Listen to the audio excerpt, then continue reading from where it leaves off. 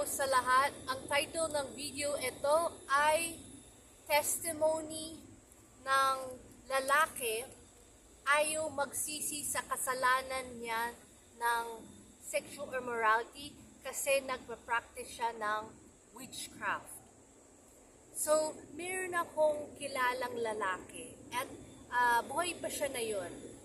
At noon, mga 5-7 years ago, gusto niya mag-asawa. Pero wala pa siyang true girlfriend ng to be married to. Okay? So, mga ganun na siya, malapit na siyang 37. So, ganun na, syempre, mas matanda na. Paano siyang kuha ng mas batang babae? So, he was worried. And then also, yung mga kaibigan niya, nag-aalaska sa kanya kasi wala pa siyang girlfriend at asawa. At sila ay nagkasalan na, are getting married. So, nahihiya siya. So, what he did, ito, Catholic to, okay? And taga-probinsya. Napunta siya sa witch doctor. Sabi niya, itong gusto ko, bigay mo sa akin ng desire ko na magkaroon ng magandang girlfriend at maging asawa ko at meron kaming anak, lahat na. At the same time, itong lalaki, mayaman to. Very mayaman. Ang dami niyang lupa at only son siya ng mommy and daddy niya. Yung mga kapatid niya, puro babae. So, he's quite spoiled. So, pwede niya kunin lahat ang gusto niya parate. At ito yung kulang ng sa kanya. Meron siyang asawa. So, nabigay sa kanya ang witch yung desire. So, yung desire was that lahat ng kilos niya, yung sabi daw niya, yung witch, that kung malalambing ka sa babae ng gusto mo, mahalin ka niya. At ma-fall in love talaga, head over heels, everything. And yun na nagawa niya, na nakita niya, sobra, itong babae, sobrang ganda. Sobra, like, Miss Universe, you know? At, and maganda yung puso ng babae, very humble and submissive to lahat ng mahal niya sa buhay. At probinsyana din tong babae, so alam niya paanong magmahal ng buong puso. And one day, kasi naging sila na ng girlfriend, boyfriend, and one day, sobrang lambing niya, nabuntis niya ang babae.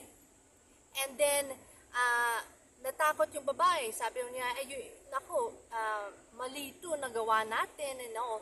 And he said, huwag ka mag-alala. Mayaman naman ako eh. Kaya ko i-provide at alagaan ang anak natin at ikaw. Just marry me. And so yung babae, nag-alanganin. Sabi niya, hindi ko alam kung totoo to kasi, tama pala. Kasi, ito, wala pa akong planong magkasal, to be married.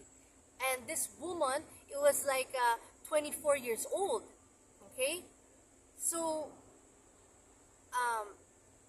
sabi daw niya, he made her feel guilty.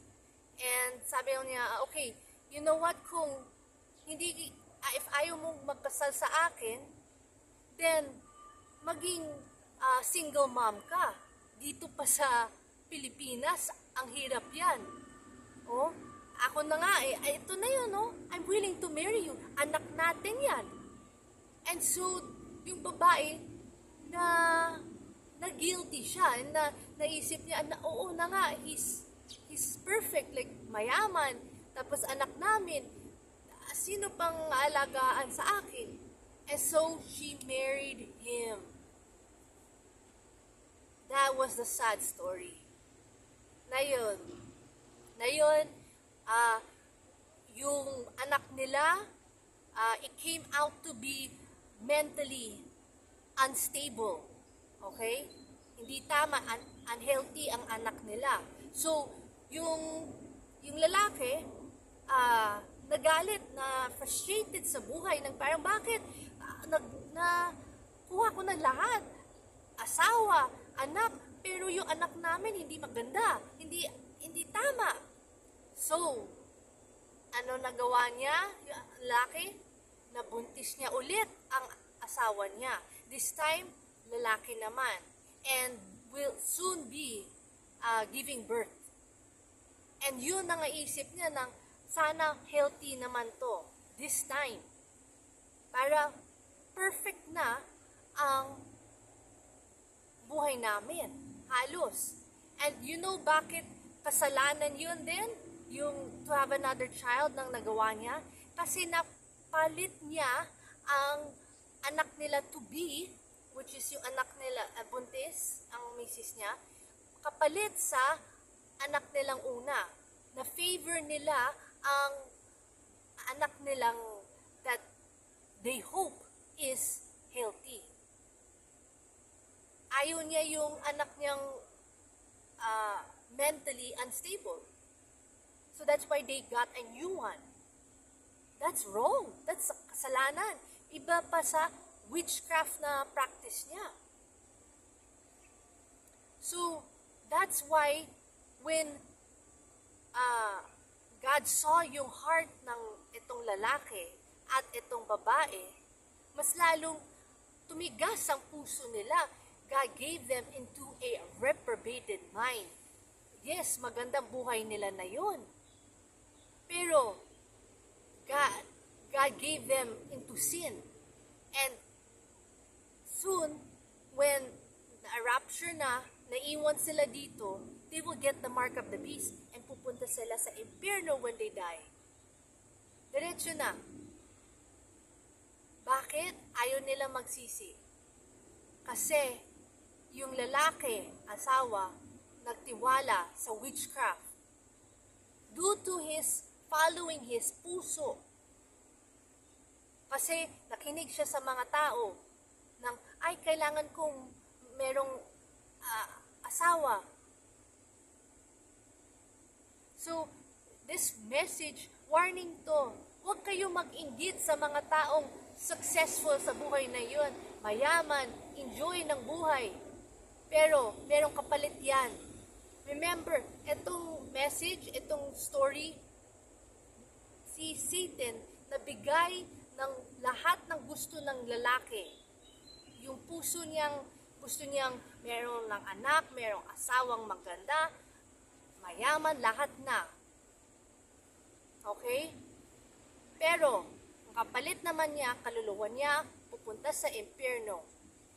At bakit nabigay ni Satan yon? Hindi nang para sa kanya, kunin lahat ng gusto niya.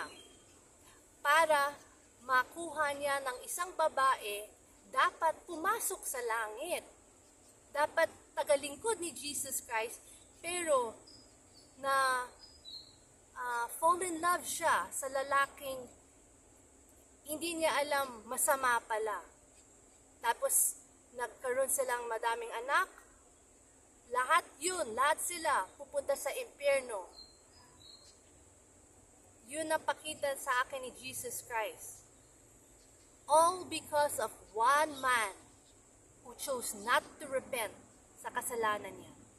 Damay niya lahat ng taong na mahal niya sa buhay.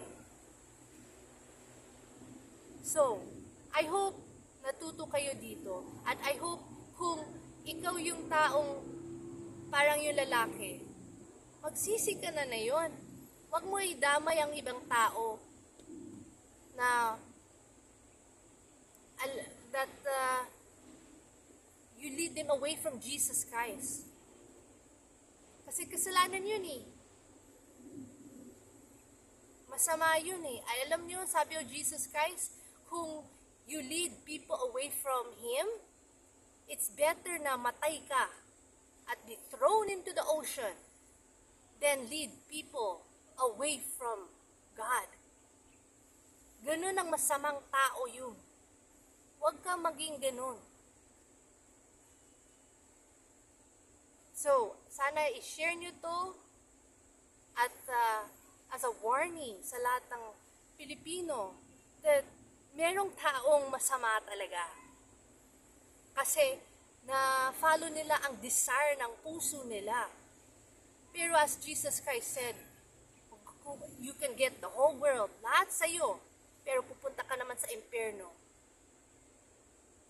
Or, you follow Jesus Christ, magsisi ka sa lahat ng kasalanan mo, you go up to heaven. Forever yun.